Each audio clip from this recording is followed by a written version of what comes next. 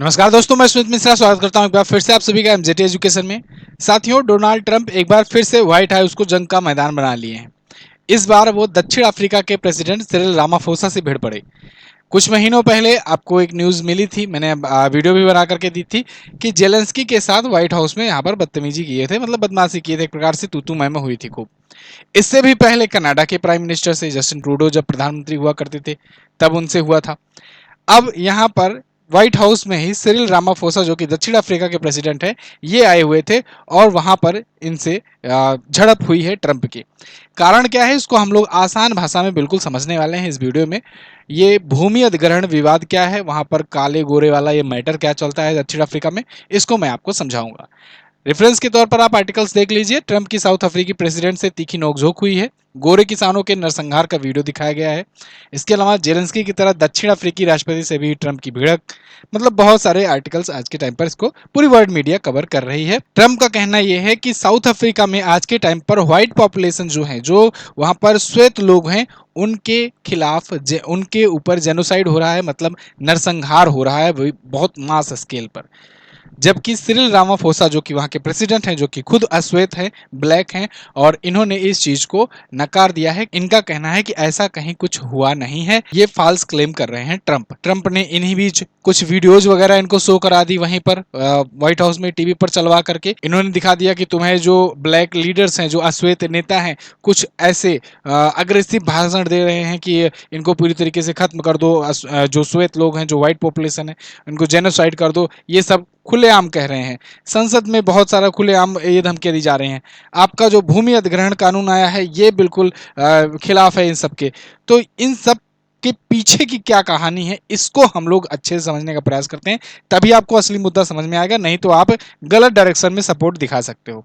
खैर, आगे बढ़ें इससे पहले एक जरूरी बात आपके लिए यह है कि साथियों, राफेल 3.0 का स्टैटिक जीके की ई बुक आ गई है। 3 साल के बाद ये अपग्रेडेड वर्जन लॉन्च किया गया है राफेल 3.0 का। स्टैटिक जीके आप जानते हो, पिछली वाली ई बुक से ना जाने कितने एग्जाम में स्टूडेंट्स का फायदा हुआ है। स्टैटिक जीके में पूरा कवरेज होता ही था, इस बार हमने इसमें और ज़्यादा एडवांस चीज़ें डाली हुई हैं और बेहतरीन इसको बनाया है ना। जैसे हर समय के साथ साथ मिसाइल डिफेंस सिस्टम होता है, S-300 आया, फिर S-400 आया, उससे भी हाईटेक टेक्नोलॉजी S-500 में जोड़ी गई, आगे आने वाले दिनों में S-600 भी आएगा। ऐसे ही ये राफेल है अपना। तो राफेल 3.0 जो आया है, ये राफेल 2.0 का अपग्रेडेड वर्जन है। इसमें बहुत सारी चीज़ें ऐड की गई हैं। स्टैटिक जीके आपका पूरा बेहतरीन कवर होने वाला है। हर एक स्टेट से रिलेटेड स्टैटिक जीके, किस राज्य में कौन राजकीय पशु है, राजकीय पक्षी कौन है, कब स्थापना हुई थी, क्या डिटेल है बेसिक, ये मंदिर मस्जिद कितने हैं, टोटल 31 चैप्टर्स ऐसे डिटेल्स के साथ दिए गए हैं। इन्फोग्राफिक्स, चार्ट्स, टेबल, माध्यम, इमेजेस, ये सब दिए गए हैं। आप देख सकते हो जैसे शास्त्रीय नृत्य होते हैं, किस प्रकार से होते हैं, कहाँ कहाँ पर होते हैं, कितने शास्त्रीय नृत्य होते हैं, लोक नृत्य कैसे कहाँ कहाँ मनाए जाते हैं, वाद्य यंत्र कौन कौन से होते हैं, किनके क्या कौन लेखक हैं। इसके अलावा आप खेलों से संबंधित क्या क्या ट्रॉफियाँ होती हैं, खेलों से संबंधित टूर्नामेंट कौन कौन से होते हैं, खेलों से संबंधित शब्दावलियाँ कौन कौन सी होती हैं, ये सब बाकायदे आपको दिया गया है। ये ई बुक मिलेगी कहाँ पर? ये ई बुक मिलेगी आपको एमजेटी ऐप पर। MJT app Google play store से जाकर डाउनलोड करना, वहाँ से बेस्ट ई बुक सेक्शन में जाना, वहीं पर आपको ये मिल जाएगी। और अगर यहाँ पर ना ले पाओ तो मैं तो कहता हूँ छोड़ो ये मेथड। आपके लिए सबसे सिंपल है कि आप व्हाट्सएप कर दो।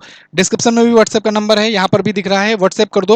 व्हाट्सएप पर आपको क्यूआर कोड भेजा जाएगा, पेमेंट का तरीका बताया जाएगा, वहाँ पर पेमेंट करो और आपको ई बुक मिल जाएगी, भेज दी जाएगी तुरंत व्हाट्सएप पे ही। नहीं तो आप एप्लीकेशन से जाकर ले ही सकते हो। ये ई बुक मिलेगी कितने में? तो ये ई बुक साथियों है तो प्राइस इसका 99, लेकिन शुरुआत के 2 दिनों के लिए, जैसा कि प्रथा रही है एमजेटी एजुकेशन की, कुछ भी लॉन्च होता है तो प्री लॉन्च ऑफर दिया जाता है। तो इस बार प्री लॉन्च ऑफर के तहत 30 रेट्स का डिस्काउंट दिया जा रहा है और मात्र 69 में आपको ये ई बुक मिल रही है आज और कल के लिए।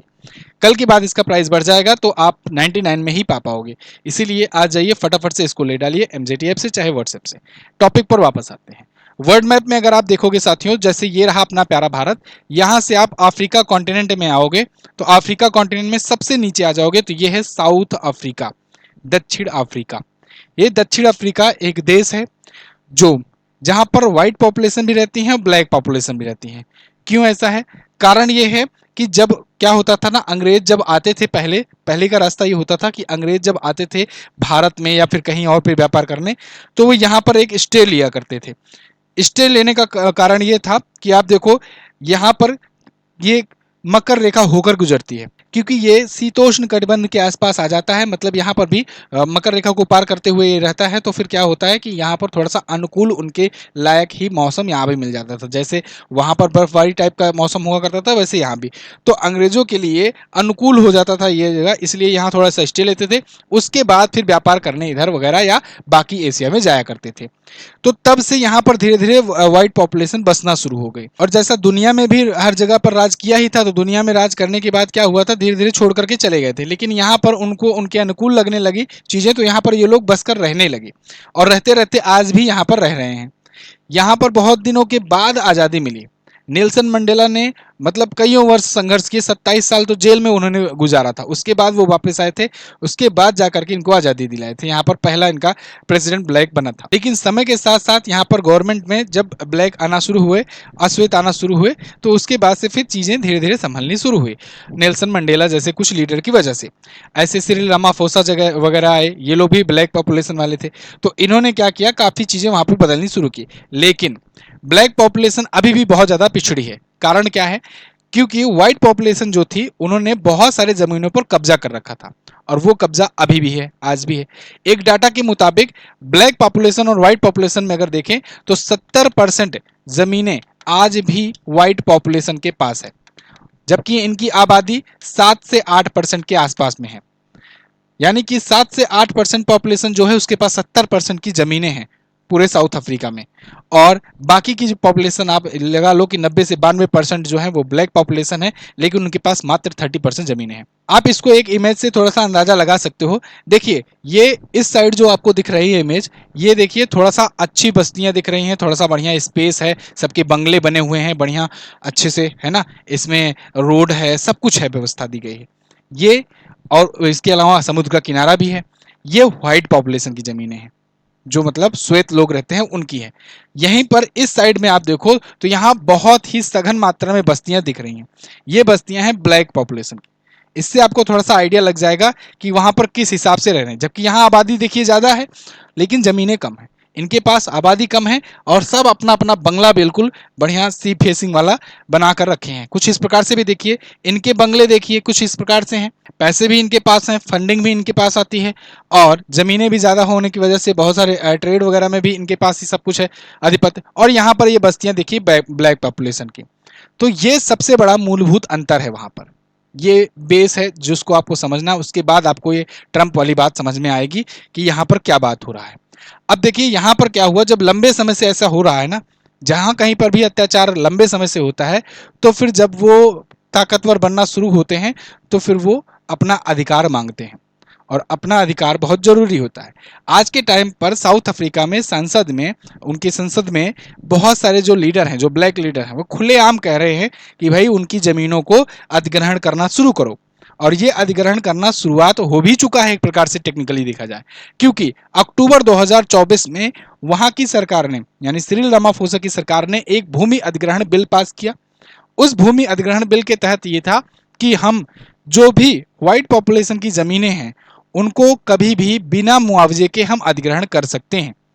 लेकिन किस पर्पज से करेंगे, इसके लिए थोड़ा सा उन्होंने ये छोड़ दिया कि अगर हमें हॉस्पिटल्स बनाना होगा, अगर हमें स्कूल बनाने होंगे, अगर हमें कोई पब्लिक सेक्टर के लिए कुछ भी ऐसा पब्लिक वेलबींग के लिए कुछ अगर इंफ्रास्ट्रक्चर बिल्ड करना होगा, तो इस पर्पज के लिए हम जमीन ले सकते हैं। उसके लिए हम मुआवजा नहीं देंगे, क्योंकि वो जमीनें तुमने कब्जा कर रखी हैं। ये भारत में भी हुआ था। भारत में जब भारत आज़ाद हुआ था 1950 के दशक के टाइम पर, उस टाइम पर भी जिनके पास बहुत ज़्यादा ज़मीनें थी, एक्सेसिव थी, एक लिमिट से ज़्यादा थी, उनकी ज़मीनों को सरकार ये कह करके अधिग्रहण कर रही थी कि भाई देखो हमें फैक्ट्रियाँ लगानी हैं, हमें बहुत सारे बेसिक इंफ्रास्ट्रक्चर बिल्ड करने हैं, अभी हम लोग को आज़ादी मिली है, बहुत सारी ज़रूरतें हैं, तो इसके लिए या तो आप दान दे दो। बहुत सारे, हालांकि जिनके पास बहुत ज़्यादा ज़मीनें होती थी वो ऐसे ही उतना कंट्रोल नहीं कर पाते थे, तो बहुत सारी ज़मीनें दान भी दिया करते थे। आप भी सुने होंगे कि बहुत सारे लोग ज़मीनें दान दिया कर देते थे। कुछ कुछ लोग भारत में, मतलब भारत के इतिहास में ये प्रथा रही है, कोई 100 गाँव दान दे देता था, कोई 5 गाँव दान देता था, बहुत पुरानी प्रथा रही है, राजाओं महाराजाओं के टाइम से ही रही है। तो उस टाइम पर भी बहुत सारे जमींदार जो हैं अपनी ज़मीनें दान में दिया करते थे, नहीं देते थे सरकार उनको ले भी लेती थी। कुछ ऐसे ही अब यहाँ पर हो रहा है। यहाँ पर सरकार कह रही है कि अगर हमें कुछ भी इंफ्रास्ट्रक्चर बिल्ड करने हैं तो उसके लिए हम जमीन लेंगे, उसमें हम मुआवजा नहीं देंगे, क्योंकि मुआवजा देने के लिए हमारे पास अभी इतना है नहीं कि हम अधिग्रहण करें और मुआवजा दें सबको।